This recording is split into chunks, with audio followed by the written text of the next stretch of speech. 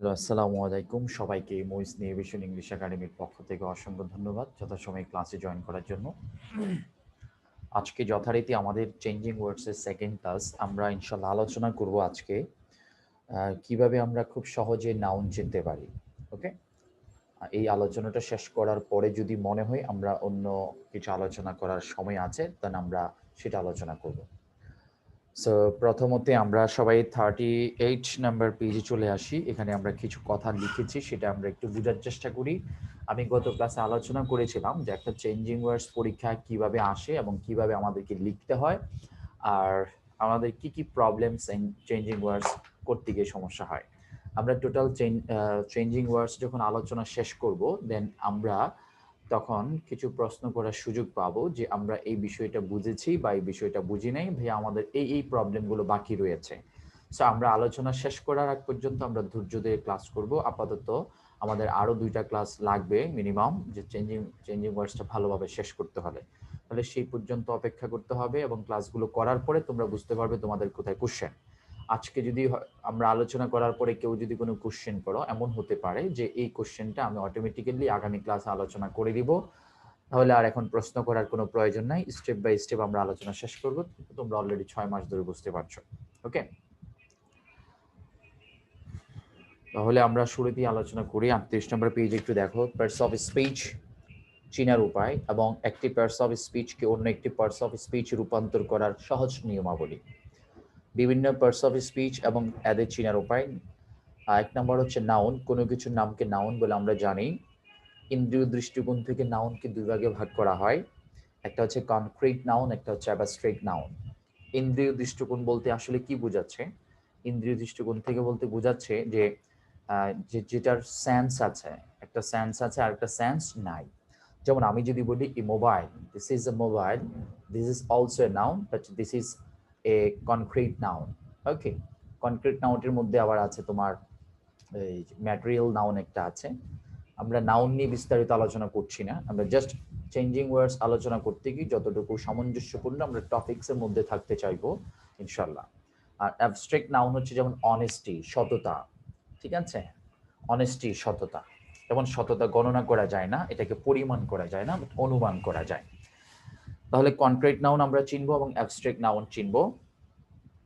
এই দুটা নাউন আমরা কিভাবে খুব সহজে চিনতে পারি, আমরা এই বিষয়গুলো একটু পড়ে তারপরে লেখার চেষ্টা করব। যেমন শুরুতে আমরা অ্যাবস্ট্রাক্ট নাউন চিনার উপায়টা শিখব বি নাম্বারে। এই নাম্বারটা নিয়ে আমরা পরে আলোচনা করব। যে সকল নাউনের বাহ্যিক অস্তিত্ব নেই, দেখা যায় না, স্পর্শ করা যায় না, শুধুমাত্র অনুমান বা পরিমাণ করা যায়, তাদেরকে অ্যাবস্ট্রাক্ট নাউন বা আনকাউন্টেবল নাউন বলে। আবার গণনার দৃষ্টিকোণ থেকে নাউনকে দুই ভাগে ভাগ করা হয়েছে, একটা হচ্ছে কাউন্টেবল নাউন, আরেকটা হচ্ছে আনকাউন্টেবল নাউন। আমরা এই মুহূর্তে 59 জন ক্লাস করছি, তাহলে 59 জন গণনা করা যায়, সেখানে এই জন্য এটাকে আমরা বলতে হবে কাউন্টেবল নাউন। তাহলে অ্যাবস্ট্রাক্ট নাউন এটা কি হয়ে যাবে? আনকাউন্টেবল নাউন হবে। আর কনক্রিট নাউনগুলোকে আমরা কাউন্টেবল নাউন বলতে পারি। সেগুলো নিয়ে পরবর্তীতে আলোচনা, যখন কখনো পার্টস অফ স্পিচ নিয়ে তোমাদের বেসিক ইংলিশ গ্রামার অথবা জব রিলেটেড কোনো কোর্স যদি করো, তখন বিষয়গুলো তোমরা ভালোভাবে জানতে পারবে। চিনার উপায় আমরা এখানে খুব চমৎকারভাবে লিখেছি যে আমাদের আমাদের নিউ ভিশন ইংলিশ একাডেমি, যেটা আমাদের মইন্স নিউ ভিশন ইংলিশ একাডেমি, এবং আমার ইউটিউব চ্যানেল হেল্প নিতে পারো। তো ইউটিউব চ্যানেলে আমরা যতটুকু চেষ্টা করছি আমাদের কিছু ভিডিও দেওয়ার জন্য, আর সব কিছু তো আর ইউটিউবে দেওয়া যায় না, যতটুকু আমাদের দেওয়া যায়। তাহলে এখানে লেখা উপরে লিখিত সাফিক্সগুলো কোনো ওয়ার্ডের শেষে যুক্ত হলে এরা সাধারণত অ্যাবস্ট্রাক্ট নাউন হয়। কোন সাফিক্সগুলো? বইয়ে নাই। সো আমাদেরকে সাফিক্সগুলো শিখতে হবে। এখন প্রশ্ন হতে পারে যে ভাই আপনি যেখানে সাফিক্স শব্দটা ব্যবহার করলেন, এটা কোথা থেকে আসছে? ঠিক আছে, সাফিক্স মানে হচ্ছে আমরা যেটা বাংলায় যেটাকে বলি প্রত্যয় বলতে পারি। ঠিক আছে, এটা আসছে এফএক্স থেকে আসছে। এফএক্স, এফএক্স শব্দের অর্থ এ double F I x, FX শব্দের অর্থ হচ্ছে সংযোগ করা। এফএক্স শব্দের অর্থ হচ্ছে সংযোগ করা। বাংলা অথবা ইংরেজিতে যদি কোনো শব্দের পূর্বে বা পরে নতুন বর্ণ বা বর্ণ সমষ্টি যুক্ত করে আমরা কোনো নতুন শব্দ সৃষ্টি করতে পারি, তাদেরকে এফএক্স বলা হয়। এই এফেক্সটা দুই ধরনের, একটা হচ্ছে সাফিক্স, একটা হচ্ছে প্রিফিক্স। প্রিফিক্স যেটা, সেটাকে আমরা বলি উপসর্গ, আর যেটা সাফিক্স সেটাকে আমরা বলি প্রত্যয়। শব্দের শেষে যেটা যুক্ত হয়। আমরা সাধারণত আমরা বাংলা ব্যাকরণে শিখে আসছিলাম প্রত্যয় দুই ধরনের, একটা হচ্ছে কৃৎ প্রত্যয়, আরেকটা হচ্ছে তদ্ধিত প্রত্যয়। তদ্ধিত প্রত্যয়ের আরেকটা নাম হচ্ছে নাম প্রত্যয় অথবা শব্দ প্রত্যয়। আচ্ছা, আর কৃৎ প্রত্যয় হচ্ছে ক্রিয়ামূলের সাথে প্রত্যয় যোগ হয়ে যে বিভক্তি বা কারক হয় সেটা কৃৎ প্রত্যয় বলি আমরা। ক্রিয়ামূলের সাথে যে প্রত্যয় যোগ হয় সেটাকে বলা হয় কৃৎ প্রত্যয়। এখন প্রশ্ন আসতে পারে যে ক্রিয়ামূল কি, সেটা অনেক আলোচনার বিষয়। যেমন সংস্কৃত কৃৎ প্রত্যয় আছে, যেমন আমরা যদি কারক বলি ক্রি যোগ অক অথবা ক্রি যোগ নক ইজ ইকুয়াল টু কারক বা ইকুয়াল টু কারক। এখানে ক্রি হচ্ছে সংস্কৃত কৃৎ প্রত্যয়, কোনটা সংস্কৃত কৃৎ প্রত্যয়, কোনটা দেশীয়, কোনটা বিদেশীয়, সে বিষয়গুলো হচ্ছে বাংলা ব্যাকরণের আলোচনা। তো আমরা যেখানে ছিলাম যে যদি কোনো শব্দের পূর্বে যদি কোনো, এটা একটু বোঝার চেষ্টা করো, এটা আমাদের আলোচনার সাথে সামঞ্জস্যপূর্ণ বিধায় বলছি, বাট লিখার প্রয়োজন নাই। অনেকে আমি দেখছি যে লিখতেছো, যতটুকু মনে করো বোঝার পাশাপাশি লিখতে পারো, সমস্যা নাই, তবে লিখতে গিয়ে যেন বুঝাটা যেন ক্লিয়ার যেন হয়ে যায়। তাহলে এফিক্সটা দুই ধরনের, একটা বলছে প্রিফিক্স আর একটা বলছি সাফিক্স। প্রিফিক্স মানে হচ্ছে উপসর্গ। আমরা জানি বাংলায় উপসর্গ তিন ধরনের, বাংলা উপসর্গ, সংস্কৃত উপসর্গ, বিদেশি উপসর্গ, মানে যেটা বাংলা বলতে খাঁটি বাংলা উপসর্গ।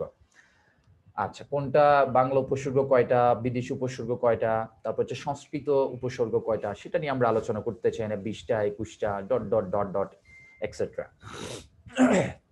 তাহলে যদি কোনো প্রত্যয়, যদি কোনো বর্ণ বা বর্ণ সমষ্টি শব্দের পূর্বে যুক্ত হয় সেটাকে বলা হয় প্রিফিক্স বা উপসর্গ। যেমন আমি যদি বলি আমরা সবাই হচ্ছে পরিচিত, পরিচিত শব্দটার আগে যখন আমরা অবর্ণটা ব্যবহার করব তখন এটা হয়ে যাবে অপরিচিত। একটা বর্ণ আসার কারণে অর্থ পরিবর্তন হয়ে গেল, ঠিক আছে? এটাই হচ্ছে উপসর্গ, যেটা ইংরেজিতে প্রিফিক্স বলে। ঠিক আমরা ইংরেজিতেও ঠিক সেম ভাবে কিছু জিনিস করতে পারি। যেমন ফ্রেন্ড শব্দের অর্থ হচ্ছে বন্ধু, ফ্রেন্ড শব্দের অর্থ হচ্ছে বন্ধু। এই ফ্রেন্ড শব্দটার পূর্বে যখন আমরা বিই ব্যবহার করব তখন এটা হয়ে যাবে ভার্ব, বি ফ্রেন্ড, মানে বন্ধু হওয়া, বন্ধু বানানো। কথা বুঝে গেছে? যেমন আমরা বলতে পারি ইউজ, ইউজ শব্দের অর্থ হচ্ছে ব্যবহার। আমরা এটা পূর্বে যখন মিস শব্দটা ব্যবহার করব, মিস ইউজ, অপব্যবহার, ঠিক আছে? এইভাবে আমরা অনেক অনেক শব্দ পাবো যেগুলো আমরা পরবর্তীতে আলোচনা করব। যেমন প্রোব শব্দের অর্থ হচ্ছে প্রমাণ করা, ঠিক আছে? প্রোব থেকে প্রোব ম্যান, এই প্রোব শব্দটা হচ্ছে ভার্ব। এই প্রোব শব্দটাকে যখন আই এম শব্দটা ব্যবহার করব তখন এটা হয়ে যাবে ভার্ব ইমপ্রুভ। এই ইমপ্রুভ শব্দটা হচ্ছে ভার্ব, আবার প্রোব শব্দটাও হচ্ছে প্রমাণ। তাহলে এই ইমপ্রুভ শব্দটার নাউন হচ্ছে ইমপ্রুভমেন্ট। কিভাবে একটা প্রোব শব্দ থেকে ইমপ্রুভ করলাম, ইমপ্রুভটাকে আবার কিভাবে ইমপ্রুভমেন্ট করলাম, সেটা হচ্ছে আমাদের আগামী ক্লাসের আলোচনা, যে how to change from one word to another word, বিশেষ করে নাউন, অ্যাডজেক্টিভ, ভার্ব, অ্যাডভার্ব। তাহলে আমাদের শব্দটা ছিল এরকম। যেমন আমরা বলতে পারি আরো কিছু শব্দ বলতে পারি, যেমন প্রত্যয় দিয়ে যদি বলি কি কি বলা যায় আরো, যেমন রিচ শব্দের অর্থ হচ্ছে ধনী, আমরা ইনরিচ শব্দ ব্যবহার করতে পারি, ধনী হওয়া, ইনরিচ। তারপর আমরা বলতে পারি জয় শব্দের অর্থ হচ্ছে আনন্দ, আনন্দ, আর এনজয় মানে আনন্দ করা। তারপর হচ্ছে honest, be honest, honest, be honest, probe, improve. So এটা হচ্ছে উপসর্গ বাংলায়, আর ইংরেজিতে বলা হয় এটাকে প্রিফিক্স। এবার হচ্ছে সাফিক্স কোনগুলো? সাফিক্স হচ্ছে এমন কতগুলো বর্ণ বা বর্ণ সমষ্টি যেগুলো কোনো শব্দের শেষে বসে ওই শব্দের নতুন একটা অর্থ প্রদান করে, তাদেরকে সাফিক্স বা প্রত্যয় বলা হয়। আমি যদি কয়েকটি এক্সাম্পল বলি, যেমন বলতে পারি যদি আমরা বলি যে এনজয়, এনজয় শব্দটার সাথে যখন এনজয়মেন্ট, মেন্ট শব্দটা ব্যবহার করব তখন সেটা হয়ে যাবে সাফিক্স যোগে একটা নতুন শব্দ। তারপর হচ্ছে ইমপ্রুভ শব্দটার সাথে যখন আমরা মেন্ট যুক্ত করব তখন সেটা হয়ে যাবে আরেকটা নতুন শব্দ। অ্যাটেন্ড শব্দটার সাথে যখন আমরা TIVE ব্যবহার করব তখন শব্দটা হয়ে যাবে অ্যাটেন্টিভ, ঠিক আছে? তারপর ট্রুথফুল শব্দটার সাথে যখন আমরা নেস যুক্ত করব তখন শব্দটা হয়ে যাবে ট্রুথফুলনেস। তারপর হচ্ছে চাইল্ড শব্দটার সাথে যখন আমরা হুড শব্দ ব্যবহার করব তখন শব্দটা হয়ে যাবে চাইল্ডহুড। এভাবে আমরা আরো অনেক শব্দ পাবো।